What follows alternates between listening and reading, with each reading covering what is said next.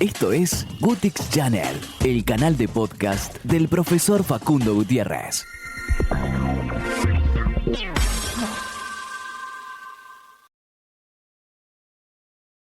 Vamos a pasar al tema que teníamos para hoy pautado, que era sobre la salud mental de los adolescentes y las redes sociales, ¿no? Que está basado en una... Está relacionado con lo que decíamos también, que justo estuvimos hablando de bullying, ciberbullying. Bueno, va un poco por ese lado, que todos los adolescentes, podríamos decir, están mucho tiempo con el celular, en redes sociales. Bueno, ¿y qué hacen, no? En esas redes sociales, ¿con quiénes hablan? ¿Se divierten? ¿Se entretienen? ¿O están de manera, no sé, como por inercia?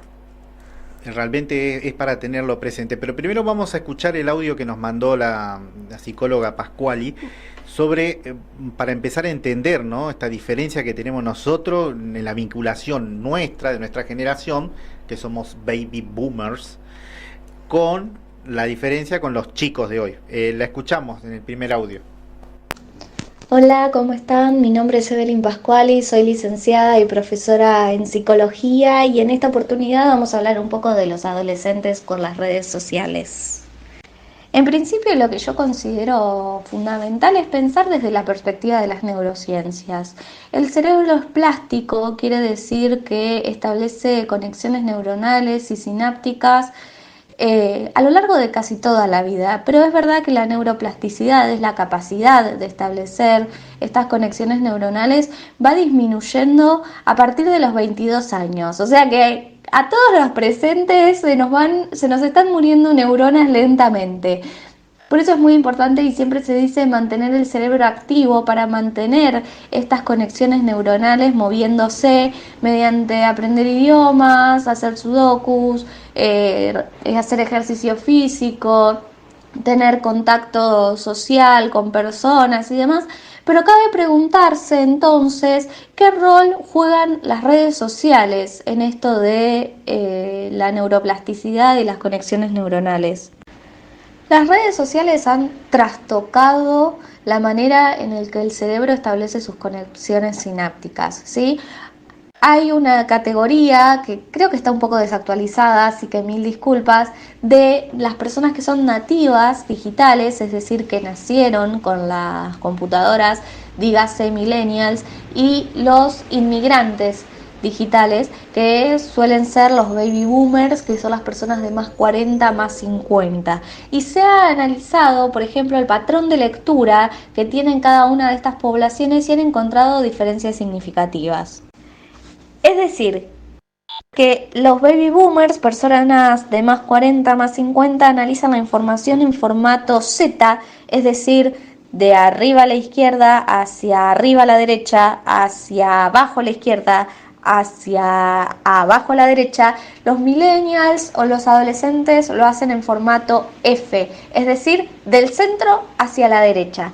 Esto les da una visualización más rápida de todo el contenido que hay en las pantallas, a diferencia de los baby boomers que las perciben de manera clásica, como la lectura clásica.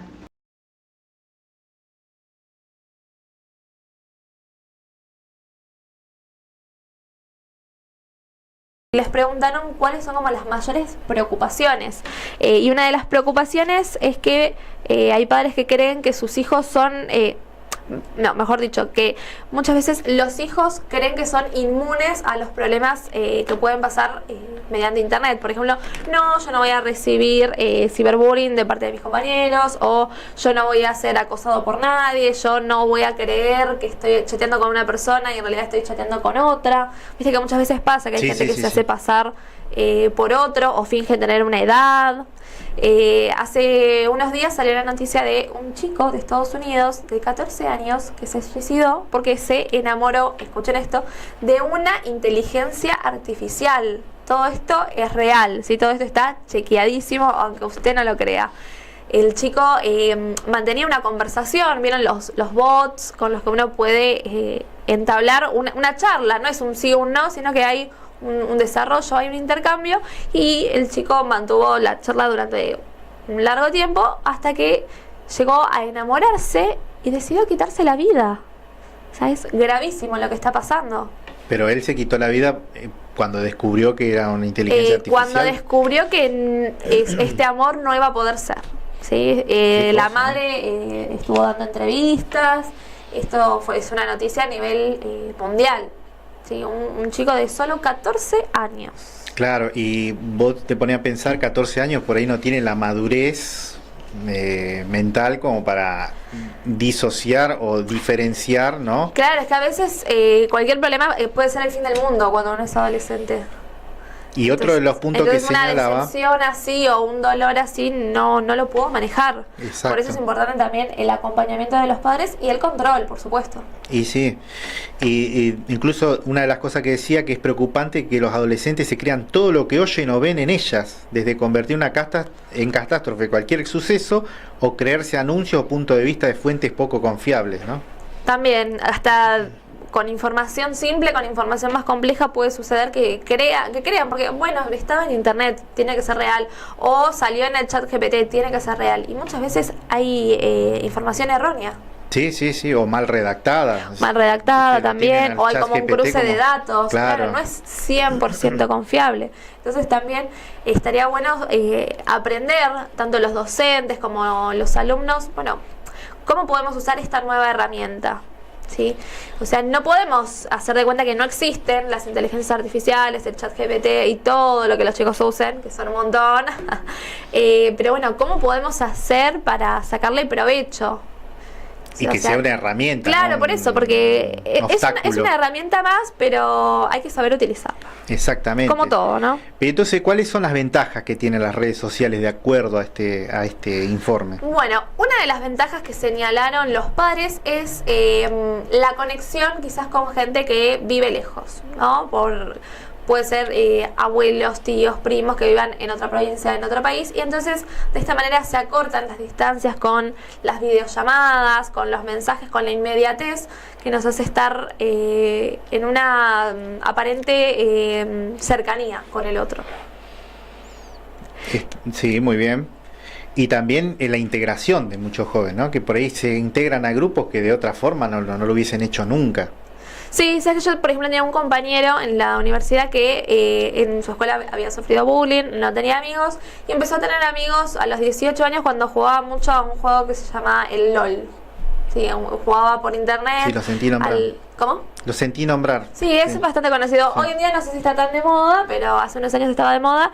Y él jugaba y había conocido a un montón de gente, y era gente real, y después se encontraron en algunos lugares y eran sus amigos. A veces pasa eso, las redes sociales, internet nos permiten esto, ¿no? Conocer bastantes personas, como te pasó a vos con esta psicóloga que nos está ayudando, y así con muchos casos, ¿no? Con gente muy interesante que está quizás en la otra punta del mundo o en la otra punta del país, y esto nos acerca de alguna forma. Exactamente. O sea, no hay que ver todo lo malo ni todo lo bueno, hay que equilibrar un poco. Pero vos viste que el informe apunta de que hay que hablar con los hijos sobre los problemas que traen las redes sociales asociados a lo mental, digamos, ¿no? Vos fíjate que incluso estos especialistas dicen que hablan con sus hijos sobre estos temas y tratan de hacer de que las redes sociales mejoren su vida, no que la empeoren. O sea, todos queremos ir para adelante, ir para mejor, no para peor. Así que por eso la especialista decía, los animo a reflexionar acerca de por qué utilizan las redes sociales y cómo se sienten cuando lo hacen. ¿Qué sentís después de estar en las redes sociales? ¿Sentís que te sentís bien? ¿Te causa algo? Claro, te deja algo. Incluso anima a hacer preguntas como dice, ha hablado con ellos sobre cómo actuar en estos casos, por ejemplo de ciberbullying, de acoso. ¿Qué hacemos cuando vemos ciberbullying en las redes sociales? ¿Nos quedamos de brazos cruzados? ¿Hacemos algún comentario? ¿Somos ¿No lo hacemos? de Claro. eso? Decimos, bueno, ya está bien, esto no es apropiado, ni esta plataforma, y punto. O lo ponemos en evidencia ante alguien, ¿no? ¿Qué hacemos cuando nos topamos con eso? Incluso cuando uno puede conversar en sus momentos libres, tal vez cuando está en la mesa, que generalmente uno está, si no está con el celular, cosa que se desaconseja, pueden entablar charlas con los hijos, y ver qué observan en sus amigos y bueno, preguntarles sobre ellos mismos, qué cosas les gustan, ¿no? A veces hay padres que no conocen a sus hijos. Es muy lamentable eso, ¿no? Sí, o hay padres que no tienen autoridad Y con sus hijos. No saben establecer límites. A mí, por ejemplo, me pasó la otra vez que, bueno, tuve que citar a una madre y me dijo, ¿puede decirle a mi hija que no use tanto el celular? Sí, obviamente yo se lo puedo decir porque forma parte de mi rol como docente, pero la verdad que a ese curso yo los veo 2 horas por semana. La chica pasa muchísimo tiempo en su casa, entonces corresponde que claramente sus papás le digan eso y ellos sean los que regulen el uso. O sea, supongamos que, bueno, en mi hora no usa el celular, listo, pero el resto del día... claro. Eso es lo que tienen que regular los padres. Y en relación con esto, en este informe acerca de cómo gestionan el uso del celular, una de las respuestas es que en ningún caso dejan que usen dispositivos en la mesa ni en las habitaciones, ¿sí? Como una señal de respeto también, en el sentido de, bueno, nos sentamos, comemos y podemos charlar o, no sé, mirar la tele, pero no estar así cuando estamos comiendo cada uno en su mundo, familia, claro. Y en la habitación tampoco lo dejan usar. Después, otra de las respuestas dice que intenta que ellos mismos, o sea, los adolescentes, limiten el tiempo, como que hagan un autocontrol, que sepan ellos regular en qué momento puedo, en qué momento no puedo, cuándo es pertinente, cuándo no, cuándo me puedo divertir, cuándo necesito descansar.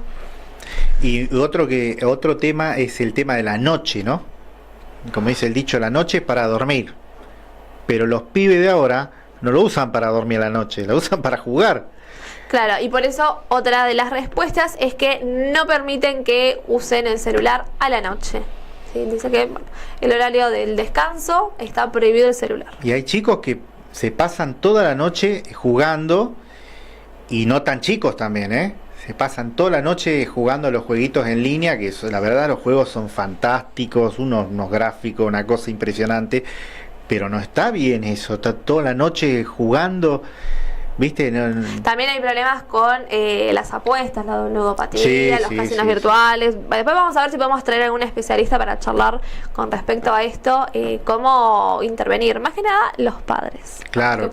Hablamos un poquito más de las redes sociales, ¿no? Pero ya el tema de la ludopatía. Claro, que muchas veces está conectado también con las redes como sociales. Discord, por ejemplo. En TikTok y en otras plataformas se promocionan mucho los casinos virtuales. De hecho, hay muchos famosos que lo promocionan. Por ejemplo, Discord, el servidor, juegos más chat, ¿viste? Y encima video chat, audio chat. Y el otro, Steam, también tiene su parte de chat, donde los chicos juegan y también interactúan. Por eso hay muchos pedófilos que se meten en estos sitios y aprovechan y bueno, engañan. Claro, que saben cuál es el público. Claro, exactamente. Pero, ¿entendés? Como que las redes sociales, ya casi todo es una red social. WhatsApp casi pasa a ser una red social. De hecho, aprovecho para decir que Gutic Channel es el canal en WhatsApp donde pueden encontrar todos estos informes que estamos hablando, como es un mecanismo de difusión.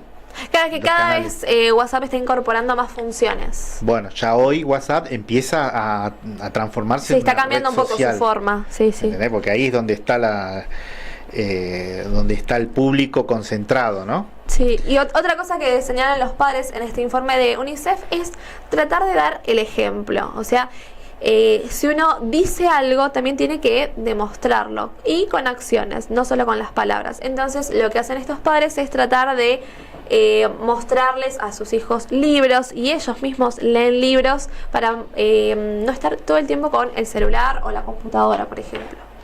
Claro, ¿no? Qué importante es volver a la lectura, ¿no? Sí, más tarde vamos a hablar sobre eso. Qué importante, ¿no? Por eso, uno de los puntos decía que ha funcionado bien en su familia. Bueno, una fue mantener la tecnología alejada del dormitorio, ¿sí? Otra, que tengamos la misma regla que tienen los chicos. Pues igual al chico le decís, deja el celular, y vos estás todo el día con el celular. Claro, que decía ya del ejemplo, ¿no? ¿Viste? Como que no hay algo que no cuadra, ¿no? Y cuando todo está en orden, el chico cumple con todo, dejarlo. Tampoco no se puede prohibir. Claro. Eso es algo que hay que aceptar de entrada, ¿no? Así que bueno, muchas veces uno se pregunta qué haría de forma diferente, ¿no? Los especialistas dicen, yo si le hubiese dado... yo me acuerdo había un documental de Netflix que decía no te enriedes, creo que llamaba, o una cosa así, que hablaba sobre las redes, y todos los titulares de Twitter, de Instagram, no dejaban que sus hijos tengan ni Twitter ni Instagram, ¿entendés? Así que te das cuenta de que por algo lo hacen. Tal vez los tipos tengan información que nosotros no manejamos, ¿no? Pero por algo no lo hacían. Sí, así que, por ejemplo, uno de los padres dijo, una cosa que haría sería, se arrepiente de haberle dado como tan pronto el dispositivo móvil a sus hijos, como que hubiese esperado un poco más de tiempo. Y sí. Pero bueno, también tiene que ver con esto, cómo uno encausa el tema, ¿no? Porque, viste, si vos le diste el celular y le dejaste que el pibe haga lo que quiera, y sí, va a haber problemas, ¿no? En algún momento. Pero bueno, de eso se trata, de buscar el control. Por eso, una de las preguntas que se le hacía a ellos es qué consejo daría a los padres y madres de adolescentes que aún no están en las redes sociales, ¿no? Bueno, una de las cosas que dicen es tener distintas configuraciones de seguridad.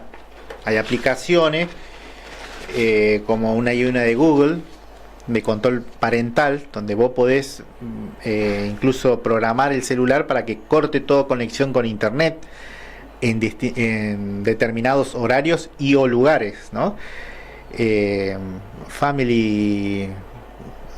Google Family, no me acuerdo como el nombre, sé que algo de Family, que es totalmente gratuito, lo descargas y bueno, con una configuración básica vos podés tener el control de lo que, incluso de lo que el chico descarga o no, vos elegís qué controlar y qué no. También en lugar de optar por prohibir o quitar inmediatamente el dispositivo, escucharlo, ¿no? A veces como que no perdemos la paciencia con nuestros hijos y automáticamente queremos reprimir, y tal vez no es tan aconsejable, ¿no? Porque los chicos van a encontrar la forma.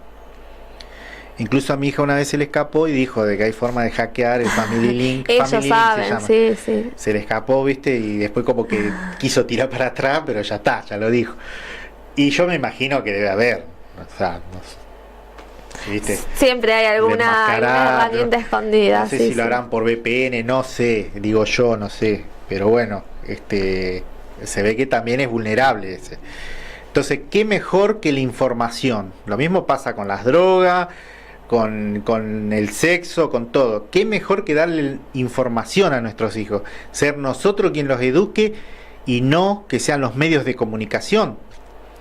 Porque es una responsabilidad que tenemos, como en la Constitución está plasmado, la responsabilidad que tenemos como padres de inculcar estos valores a nuestros hijos, ¿no?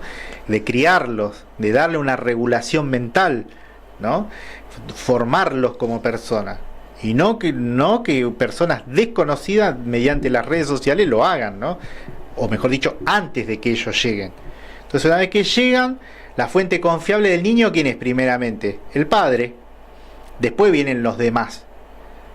Pero si uno no establece vínculo con su hijo, van a empezar a ser ellos su primer fuente de información fiable. Y eso sería muy lamentable. El celular va a ser el primer contacto. Y yo creo realmente que hay padres que no conocen a sus hijos. Los hijos, incluso no en sentido negativo, en sentido positivo. Hay chicos que son tan graciosos, tan divertidos, ¿viste? Y te dicen a vos, no, y con tu papá, cuando empezamos a charlar, te das cuenta de que con los padres no tienen diálogo, no los conocen. O tan talentosos o inteligentes también, a veces pasa. Sí, y es una lástima, ¿no? Porque los chicos después crecen, hacen su vida y chau, se terminó. Ya se perdió la oportunidad. Es una oportunidad. Después, otra de las preguntas de este informe era ¿qué consejo les darían a los padres que tienen dificultades para tratar de que sus hijos se desconecten un poco de las redes sociales? Y una de las respuestas es: usar las redes sociales para distraerse no es necesariamente un problema, pero tenés que saber regular la dosis de distracción. Dedica a las redes sociales el tiempo justo para obtener el estímulo o el respiro que necesitas. no las uses tanto como para que puedan crearte nuevos problemas, como por ejemplo quedarte atrás en tus tareas escolares. O sea, que uno sepa que puede usarla para entretenerse, para informarse, para distraerse, pero que no cause nuevos problemas como, uy, me quedé todo el día jugando en la compu y no hice la tarea. Uy, me quedé y puse tal comentario en Instagram y generé que hablen mal de una compañera o que insulten a tal persona. Bueno, todo eso no. Y vos fíjate que uno de los puntos que se toma cuando algo es un vicio es ese, ¿no? Cuando vos empezás a postergar tareas que son impostergables por esa situación, como el alcohol, la droga, ¿entendés? No vas a trabajar porque te agarraste una borrachera. Ahí ya tenés un vicio, ¿entendés? Y bueno, lo mismo pasa con las redes sociales, con el internet, ¿no? Pero fíjate vos lo que hay una partecita que me gustaría subrayar. Dice, el cerebro adolescente necesita riesgos para desarrollarse, así que si te dicen que quieren hacer bungee jumping, diles que sí, diciendo que sacale las pantallas, pero dale algo de entretenimiento. Claro. Pero yo no voy a tirar a mi hija por un puente para que tenga adrenalina, ¿entendés? Claro, O sea, entre el celular y eso. claro, no. Estamos hablando de algo dentro de lo posible, claro, de lo posible. normal. Eso me dio risa porque digo, ¿qué pone esto? Pero bueno, dejar que ellos encuentren el riesgo en el sentido de que experimenten nuevas situaciones o sensaciones, ¿entendés? Como ir a un parque, salir, ¿viste? A veces nos da miedo dejarlos salir solos, ¿viste? Pero a veces es necesario, ¿entendés? Que porque le sacás la pantalla y ¿qué le das? Claro, es como tienen que recibir algo a cambio. Claro. Está bien que uno les diga, bueno, no uses tanto el celular, pero bueno, ¿y entonces qué? ¿Qué hacen los chicos? Tenemos que tener en cuenta eso. Hoy en día no juegan mucho, no sé, los juegos de mesa, no van a una plaza. Entonces, bueno, ¿qué pueden hacer? Hay que permitirles tener otros espacios. Y volver a los juegos de mesa es una opción muy buena. Y viste que la psicóloga habla del sudoku. Por ejemplo, en la escuela Piedrabuena, es muy bueno para ejercitar la mente, la memoria. en la escuela media 2 Piedrabuena tienen como 4 o 5 juegos de ajedrez. Y toca el recreo y los chicos se pelean por los juegos. ¿Y sabés cómo juegan al ajedrez? Le encanta. Creo que a veces en la escuela tendría que haber un poco más de estos espacios para estos juegos. Por ejemplo, en una de las escuelas en las que yo estoy, se hacen torneos de ajedrez o campeonatos de truco y los chicos se enganchan un montón porque les gusta. Entonces está bueno cuando los ves, wow, dices, están jugando y no están con el celular. Claro, están sí, reenganchados sí. y se divierten también y aprenden y están socializando y están charlando. La verdad que es muy enriquecedor eso. Y para ellos también, porque empiezan a tomar conexiones neuronales de una forma no digital, digamos, ¿no? Como el ser humano Claro, ven cómo es un tablero, claro. cómo son las fichas, que no es todo así táctil. Y que uno se habla persona a persona y que es tal cual lo viene haciendo el ser humano hace 6.000 años, ¿entendés? Pero en estos 20 como que se revolucionó todo. Así que realmente, ¿cuánto se puede hablar de este tema, no? Sí, hay un montón de ejes que se pueden desprender de acá. Bueno, ya hablamos del bullying, del ciberbullying, el impacto que genera en los adolescentes. Y yo creo que más adelante lo vamos a tocar y vamos a traer a algunos especialistas que nos hablen. Hay uno que quiero que nos va a hablar sobre suicidio adolescente, un tema gravísimo, gravísimo, gravísimo, y del que no se habla. Hay como un tabú, viste, hablar del suicidio, ¿entendés? Ya la muerte es en sí misma es como, o se toma o como súper a la tremenda o como broma, viste, sí, yo cuando me muera que me quemen, viste, todo, la tomamos todo como a la ligera. Pero qué bueno es hacer prevención de estas cosas. Prevención del vicio como pueden ser las redes sociales, prevención sobre el suicidio, prevención sobre la droga, prevención, porque después ya puede ser demasiado tarde, ¿no? Y bueno, como educadores tenemos esa tarea, ¿no? De llevar la prevención, tareas, sí. Prevención al nivel máximo, ¿no? Porque después los costos son muy grandes, ¿no? Así que bueno, Cami, ¿qué te parece si vamos a la música? Volvemos a la música. Dale, después vamos a estar cambiando bastante de tema. Vamos a pasar a hablar de salud mental y adolescentes y nos vamos a ir para otro lado. Pero esperemos que ustedes nos sigan acompañando. ¿Sí? Vamos con la música.